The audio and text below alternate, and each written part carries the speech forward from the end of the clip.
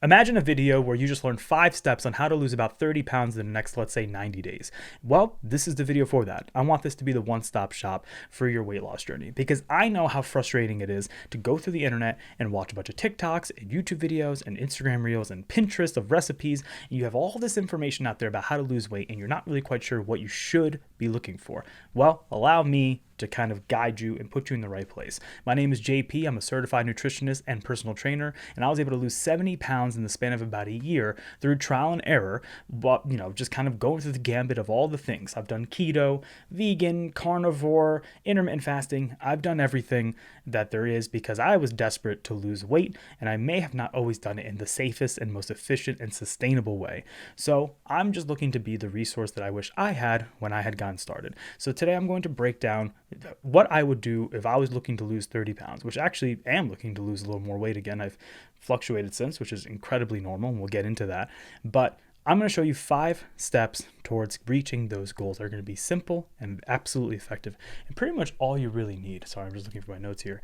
So the first thing you want to do when you get started is you want to know where you're currently at. So obviously, aside from the scale weight, you want to know where you're at and where you want to be. And that's not always clear. When people, in my experience, talking to like clients, when people kind of want to get started, they always say to me, I want to lose weight. And I think that obviously is true. But sometimes there's a little more to that answer than you expect. Because if you're telling me you just want to lose weight and then you lose weight, but your body composition isn't exactly in a pleasing way, which is what happened to me. I didn't really focus on weightlifting. All I did was just eat less, lost a bunch of weight. Then I felt like shit. Also didn't really particularly like how I looked because I had that kind of like skinny fat thing that you hear. So that what I learned was, okay, maybe losing weight wasn't the goal. I think most people, what they want to do is feel better and they want to look more aesthetically pleasing to whatever is that thing in their head. Now, obviously, everyone is different, but that's like truly kind of the real answer as to what people want when they don't really particularly feel good about themselves. So what I would do if I was you, step 1, figure out where you're at and of course where you want to be. So the best ways to do that would be First, look up a TDEE calculator on Google. Now, I already have one pulled up here with my information, but basically this is what it's going to look like. If you literally just Google TDEE calculator, you will absolutely find this. And pretty much any of them will work. I literally clicked on the first one. Now, it takes 5 minutes to do this. As you see here, it's going to just ask you some basic information that I've already put in for mine. 29-year-old male, I'm 5'8", I'm currently about 185, and I'm going to put activity at 4 to, I'm really going to try to go to the gym 4 times a week. So there's that. You're going to hit calculate, right? And it's going to bring up this information right here. Now, this information is important. It's going to show you a breakdown of your calories. So this is where we get into like our kind of big rule here. The only way to lose weight is to be in a caloric deficit. That means that you take the amount of calories that you consume, what you need rather in order to maintain, and you have to eat less than that. So this is what this information means. Now, it's saying at the top, the estimated TD or body weight maintenance energy requirement is 2606 calories per day. That means if I were to do absolutely nothing and ate 2600 calories, my body weight would not shift in any way. It's considered maintenance. It will not go up or down. My body needs 2600 calories in order for it to sustain itself.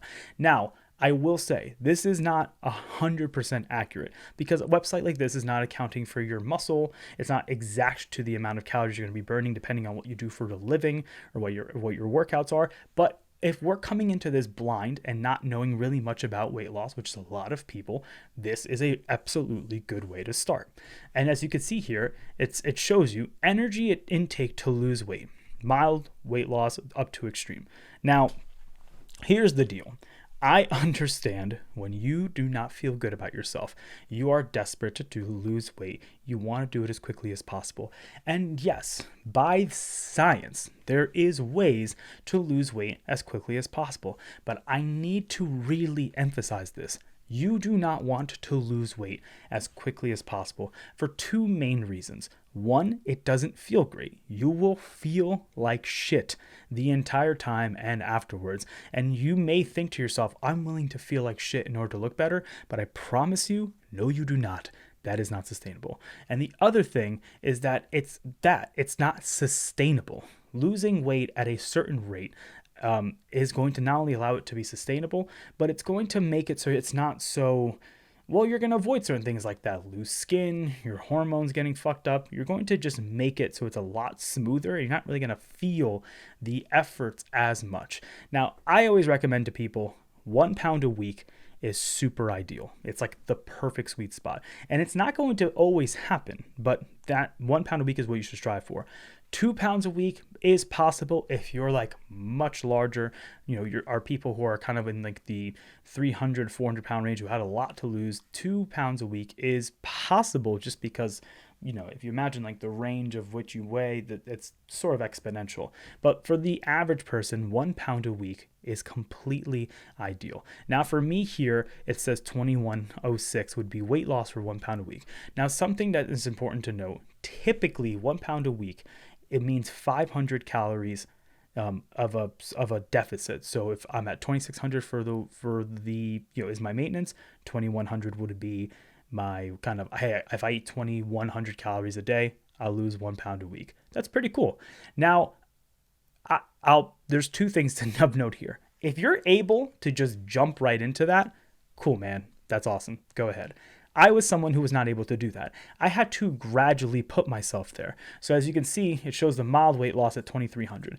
I would probably start at 2400 and then slowly work my way towards that 2100 over the span of like a week or two, because I think it's a lot easier to get there gradually. Because if you take your normal plate of food that you would usually eat, and then around the time of dinner, you're gonna go make that food, and you go, okay, I need to make sure this is a certain less calories. So instead of 2 spoonfuls of whatever food I'm gonna have, let me have 1.5. Right? It's like making that decision isn't as jarring as if I just changed the entire plate to be completely different food, because it's not. You don't want to make it feel like it's a giant lifestyle change right away, because change is scary. Change sucks. I don't want to go through change that often. So it's a lot easier for me to just kind of like slowly change the food that was there. And that's why I believe that you should gradually get to that kind of 500 mark. And again, 500 is not like a exact one size fits all thing. Maybe for you lose weight at only a 400 calorie deficit. These are just arbitrary kind of like set numbers that make it easier. It's like this whole thing about like, oh, you want to get 10,000 steps a day. It's not like your body gets 9,000 steps and goes, nope, that didn't count. No, this didn't happen. Like, it's just, these are just numbers to make it a little bit easier for our brains to fucking wrap around it, because human beings we're kind of dumb, and we need like exact answers because we like comfort. We're like, tell me exactly what I need to do and then I'll do it. So there's that aspect of it. So once you have the kind of calorie numbers in, then So from there, I just, as you eat, unfortunately, a part of this is going to be kind of overcoming that fear of counting calories. But once you'll have a pretty good idea, if you were just to kind of slowly pay attention, like, it doesn't have to be exact math, but every time you go to eat something, just kind of get a quick look at what the calories could be. Now, obviously, this would be difficult if you were, for example, to only eat out for all your meals. If you're getting fucking takeout and fast food all the time, then yeah, I sure you can imagine the calories will not only add up, but it'd be kind of hard to quantify them. So that's something to keep in mind. But start to get into the habit of just kind of having an understanding of what it is you're eating and how many calories it has, because you will start to see pretty quickly like, oh shit, maybe I'm eating a lot more calories than I thought. The next step would be, oh, you know what? Maybe I can do some small changes of things I don't need. Like, maybe I don't need that much ranch when I'm going to eat my sandwich, or maybe I didn't need that much seasoning doesn't really count, but you know what I'm trying to say. There's like, you'll start to kind of make the easy sacrifices first before you can really kind of dive in to the foods that you have and what you need to be changing. So there's that. So then comes the next point. Now you know how many calories you have. And so the second step would be kind of constructing the meals. And here's what I'm going to tell you. There's obviously many, many, many different types of diets and many different ways you can approach dieting. And a lot of it is, kind of everyone has their own way of doing it and what's sustainable. So if you're the type of person who goes, okay, that's cool and all, but what the fuck should I do for me? And you're not really quite sure, and you're not super patient with trying to, trial and error yourself, do this. Every meal, prioritize protein, prioritize fiber. there's two reasons for that. One, these are like and this is the more important reason. They are the two things that will keep you full the longest. There is something that you kind of have to do when you're going to weight loss. I don't want you to look at food as like what's good for you and what's bad for you. The way you should instead look at food is what's going to keep me full longer and what's going to make me hungrier, sooner. Because if you're trying to lose weight, you obviously, like, in your head, you're going, I have to eat less. But just eating less is not sustainable, nor are you going to be happy with the foods you realize you're going to have to eat, or how little you get to eat the foods that you tend to like. Because we all tend to like bullshit, sugary, fucking junk food that's super addictive. And there's nothing wrong with that. But the problem is, if I'm eating something that's like fast food and I'm just going to be hungry an hour later, then what value did that really give me other than it tasted pretty fucking good at the time, which usually good enough reason for me. But you just got to think, shift the brain a little bit. You need to prioritize food that's going to keep you full for longer. That way you don't feel that kind of just pitting hunger, because that is, to me, the most uncomfortable feeling. No one wants to feel hungry. Like, the biggest battle with dieting is that you feel hungry all the time. If you felt satisfied going on a diet, then diet would be fucking easy. You could just eat whatever you want and be satisfied. There wouldn't be any issue. There wouldn't be all these problems that we have. But here we are. Unfortunately, we have to battle this. So when you shift your mind into a mindset of what foods will keep me full longer, what foods can I eat at large volume that are going to keep me full longer, suddenly food starts to just make a little more sense. Like, if I want something sweet, then yes, going to Dunkin' Donuts and getting a pink frosted donut is probably the most fun thing I could do. I fucking love donuts, but they're not really going to keep me full because I'm going to want something like 30 minutes later, and they're not really going to help me in any other way. They're not very nutrient dense. Whereas recently I discovered that if I just take like a low calorie bread, and I smear some sugar-free Jell-O on them, and then I add fat-free whipped cream, I can have 4 slices of that, which essentially feels like eating 4 donuts for the equivalent of 1 donut. I still get my sweet tooth. I still get that kind of like confectionery, bready kind of style dessert. And I've now, because I've added fiber, it's going to keep me fuller longer. So there's little things, and you're not going to learn them all right away. You have to be a little bit kinder to yourself, but that is going to be kind of the key between being able to sustain a diet and not being able to really kind of do much. And listen, also, if I want that fucking donut really badly, I'll just go and get it, because that's also not a big deal, because it goes back to what I was saying before. There's no such thing as bad food, just whether or not food is going to be a tool that helps me get to the goals I want to reach, or if it's going to be a deterrent. But deterrent is not something that means like this food is unhealthy. It just means it's going to make it harder for me to get there. So that's something that you have to kind of, understand yourself. Now, the other part of weight loss,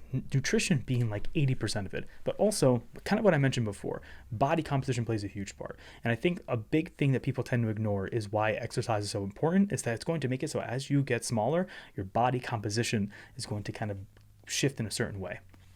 Now, I'm not saying that the only way to lose weight is to spend 4 days, 2-hour sessions at the gym, fucking clanging and banging weights around. Obviously not, but anything is better than nothing. So even if that just looks like going for a 15-minute walk after dinner, or going for possibly a 30-minute walk a couple times a week, anything is better than nothing. Getting your body moving in any way is going to improve so many things.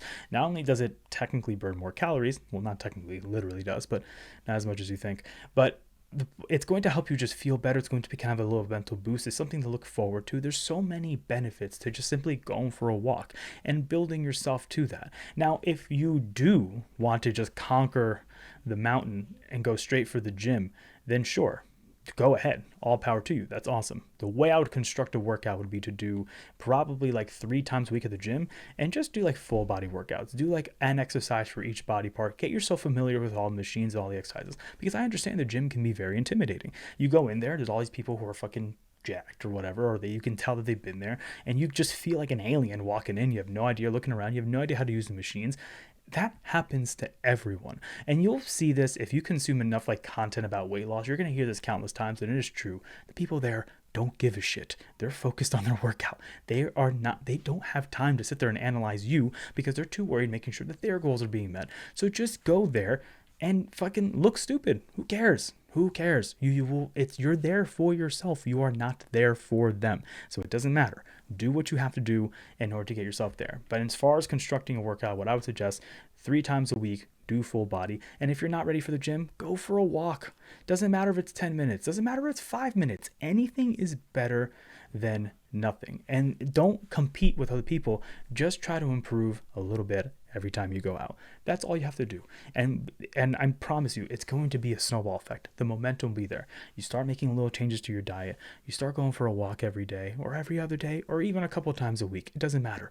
It slowly will gradually start to make sense, because I'm telling you, things like weight loss become addicting, especially when they're done sustainably and enjoyable.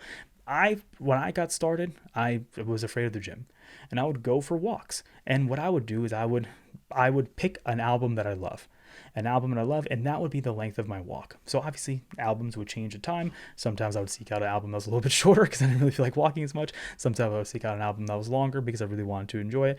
Or I gradually got into like podcasting. So not podcast, like I would listen to podcasts. I feel like it sounded like I was saying I was doing podcasts, but listening to podcasting, listening to podcasts, doing like an hour walk while, just letting something play. And I would try to kind of double up on it, make the podcast something funny. That way I'm laughing and I'm not really, feeling like I'm walking. You find ways to make it enjoyable, and you make it a part of your routine. Like walks became this is my way to catch up on podcast time, because otherwise I didn't have any other time to do that. So that is something that's important. Now, the fourth thing that I would get into is that once you get into the routine, you're dieting consistently, you're eating at a deficit, you're gonna start to be deep in the cut, and you're gonna start to go, damn, I really do miss when I was eating kind of, just anything I want. Buffalo chicken sandwiches, for example, was a big one for me, or like just pizza. So honestly, give yourself that. Give yourself cheat days. Give yourself cheat meals. There's a trick that I've learned I think is really sustainable, because it doesn't knock you off your goals, and I think it allows the balance between like dieting and kind of eating what you want. And that would be scheduled cheat days. Scheduled cheat days. Maybe you tell yourself, every Sunday, I don't give a shit, I'm gonna eat what I want. The only thing I'm telling you is to do two things if you can do a scheduled cheat day. One, don't just gorge yourself and eat fucking 10,000 calories in a day. Because if you undo the week, you're going to be so mad at yourself. You're going to be so mad at yourself for doing that. But other thing to kind of make it interesting is track your macros. Now, we haven't gotten into that. Macros is an important thing here, because macros are going to affect your body's, macronutrients, obviously, but they're going to affect how you feel and how you look. Calories make you just lose weight objectively. It's not really going to be the deciding factor on whether or not you maintain muscle, you maintain your hormones, you have your energy levels. Now, to figure out your macros, real simple, it's the same thing you did for the TDEE. So I'm just going to switch my scenes here. So macro calculator, you enter the same exact information as you did before, like the TDEE, except it's going to give you this: protein, carbs, fat, sugar, blah, blah, blah, blah, blah. The more important are the first three there: protein, carbs, and fat. Now, keep in mind what I mentioned before. Protein is still your most important. Fiber is your most important. Obviously, you don't see fiber on here, but that's because it's not considered a macronutrient, but it's still super important. It has a lot of benefits, and it keeps you full. So keep those in mind when you're building meals. But going back to the macros: protein, carbs, fats. Now, these are the three macros, are the most essential ones. They're what's kind of determine things. Protein is going to be the fuel for your body. Carbs are the fuel for your brain. Fats are the fuel for your hormones. You want to make sure you have adequate fuel for those things. This is where people kind of get real intimidated and lost, because counting calories is already kind of annoying as it is. So when you're asking someone to also count macros, they start to go, God damn it, dude, I don't want to do math. I just want to be able to fucking eat. And I get that, because I also didn't want to do that. I didn't want to learn how to do those things at all. But you're not supposed to learn everything in a day. That's not sustainable. You'll slowly learn things as they come. Now, just here, I've entered my information. Something to notice here. It says to eat 183 grams per day of 242 grams per day for carbs and 55 grams for fat. Now, this is me, as you can see here on the little tabs. I chose a high protein diet. The reason I chose a high protein diet is because I want to be able to sustain my muscle. Now, whether you do a high protein diet, a low fat diet, all these things, it doesn't matter if your objective goal right now is just simply to get started and lose weight. Because as long as you are in a caloric deficit, those macros, I don't want to say don't matter, because they do matter. However, they don't matter in the sense of whether or not you will lose weight. You will lose weight if you're in a caloric deficit. What the macros are going to do, they're tools to help that be easier. Because again, if you had a high protein diet, you would be eating more protein, which means you'll not only retain whatever muscle you have, because like we said earlier, I think a lot of people still want to have like an aesthetic look, but you will have more kind of just like energy in your body because it keeps you fuller and so on. Carbs are going to be energy for your brain, as well as carbs tend to be like kind of fast acting energy, and fats are going to keep your emotions kind of in check, because when you're in a deficit, you're obviously eating less food than your body needs, which means by just definition, you're depriving yourself of nutrients. And when you deprive yourself of fats, it's going to affect your mood. It's going to affect your sleep. It's going to affect your day-to-day thing. And that's sometimes people don't realize when they're like in these heavy diets and they feel like shit. They think, I feel like shit because I'm hungry. Yes, but also you feel like shit because you're lacking in your macronutrients. So as long as you are keeping your macro goals the way they're supposed to be, which for me would be this: if I want to have a high protein diet to sustain my muscle, you're going to feel a lot better through your diet. That is how these people are able to kind of sustain diets long term and have these results that are lasting, and you don't see them kind of struggle and you go, how the fuck are they able to do it? I mean, yeah, part of it is like grit and will, but the other part of it is just they knew what tools they were supposed to use to actually sustain this, which makes it a lot easier. Where was I going with this? Oh, sorry. So that's how you would calculate the macros. And again, it takes 5 minutes. You enter your information. It's just your age, your fucking height, and how active you're going to be. And then boom, sorry, I got distracted there. I got a text message. My apologies. But that is how you're going to, keep track of that. So back to the point earlier, give yourself a scheduled cheat day. If you're going to give yourself a scheduled cheat day and you already know what your macros are supposed to be, as long as you hit these macros for a day, it doesn't matter if you're a little bit over your calories, because if I were to go a little bit over my calories, but as long as I hit these things, I will still feel a lot better. And it's like a beautiful, beautiful mental reset. There's something more fucking annoying than when you're dieting for so long, you get to the point where, like, for example, holidays are coming up. I'm probably going to be dieting through the holidays. God damn it, is that going to suck, because family gatherings, all these things are going to happen, and I'm just going to want to fucking eat every sweet in sight. I'm going to do all these things. So I'm not going to restrict myself. I have to still enjoy my life. If I'm dieting strict, good for 6 days of the week, and then Sunday comes and god damn it, there's an apple pie with ice cream, I'm going to fucking have it. And I'm just going to make sure that I had my macros in check, because that means I'll still be able to sustain my goals and still reach the things that I want to do. And it's fine. And I didn't want to make like a big stink about like the little details where people talk about avoid sugars and avoid chemical, eat more whole foods.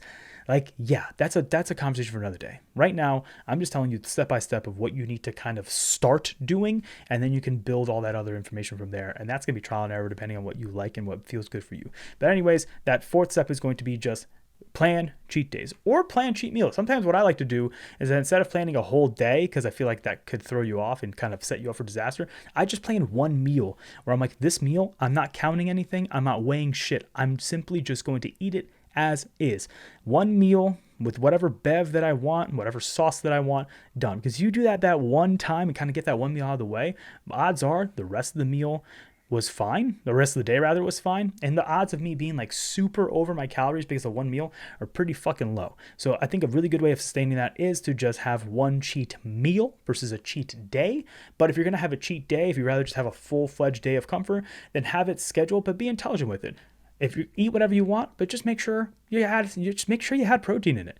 Make sure that you had your macros in check, because not only will you feel just a lot better because you'll still feel like you're still being somewhat responsible, but you will give your body a nice reset. That reset does wonders. It makes it's like what I'm saying, it's a legit reset. You're like, fuck yeah, okay, I ate good today. I feel better. I feel strong. Let me go ahead and tackle the rest of this week diet. I can do this. It's like when you watch those like Mr. Beast videos and like the people always feel like recharged when they like see their family. It's the same fucking thing. Our brains are really good at taking little treats and going, yep, there you go. That's what I want. I'm going to be good for the rest of the day.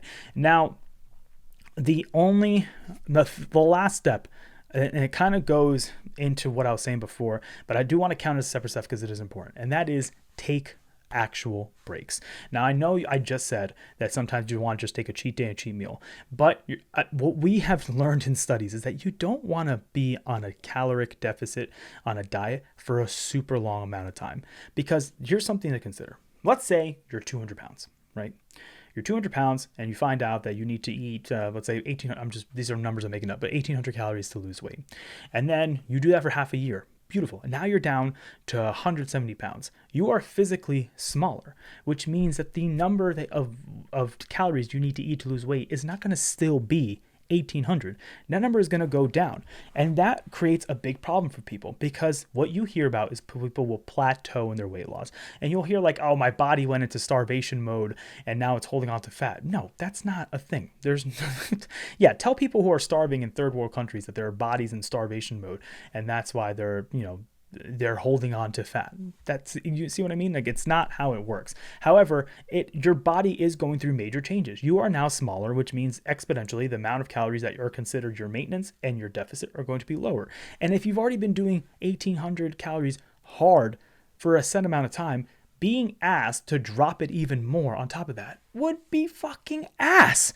I would hate that. And that's why it's good every, I'd say like 2 to 3 months, take a break.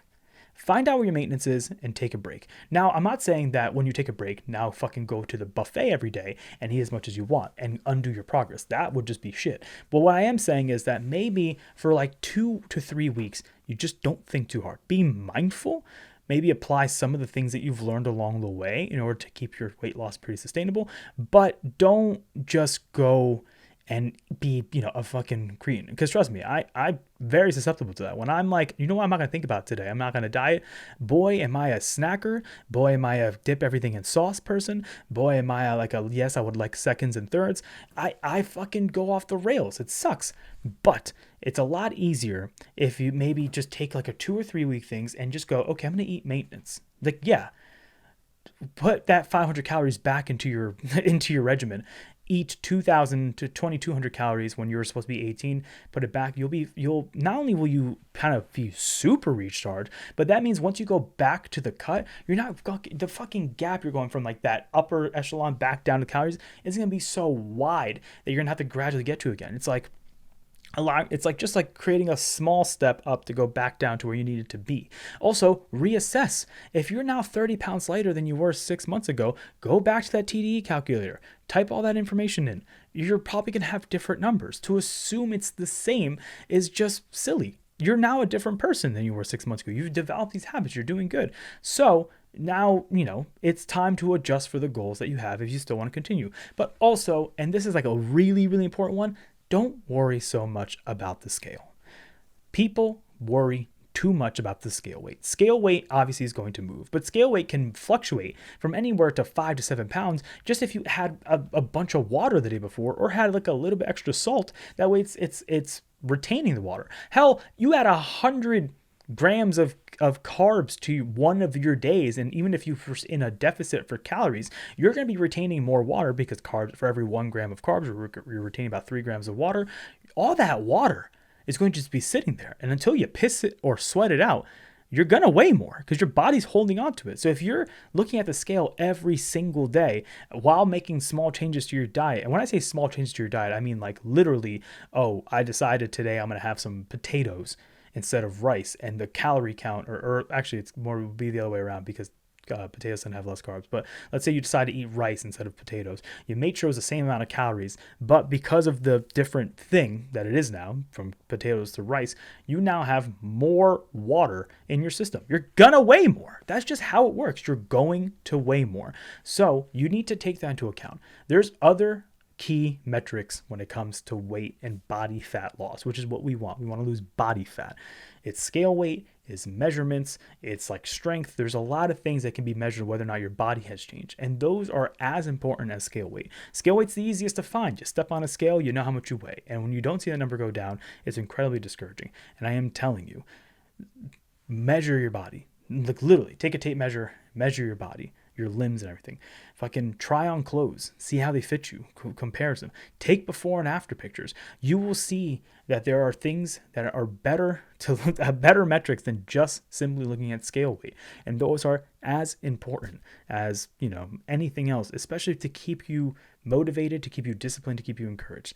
So all in all, that's kind of just to recap here. If I was looking to lose 30 pounds in the next few months, I would want to know where I'm at as far as calories, make adjustments to my diet by adding protein and fiber, introduce exercise if I haven't already in smaller increments, and just make sure that I plan accordingly. You're not going to sustain dieting super hard forever. Not even the most lean people in the world that are super shredded, 8-pack abs, fucking every striation of muscle, they probably feel like shit. They're probably fucking miserable, or they don't actually even look like that. They look like that for like a couple of minutes a day under good lighting, good cameras, and the rest of the day they look like everyone else. So that's something to keep in mind. So that's what I would do if I was looking to lose weight. Now, if I was helpful at all to you, I would appreciate if you liked and subscribed. Again, all I'm looking to do is be a resource for people who are also looking to lose weight, and to be the resource that I wish I had when I had gotten started. And it's obviously selfish to me. It's selfishly I'm asking to like, share, do whatever you can, show people, and see if I can be a help to them. Either way, I hope I was helpful to you, and until next time.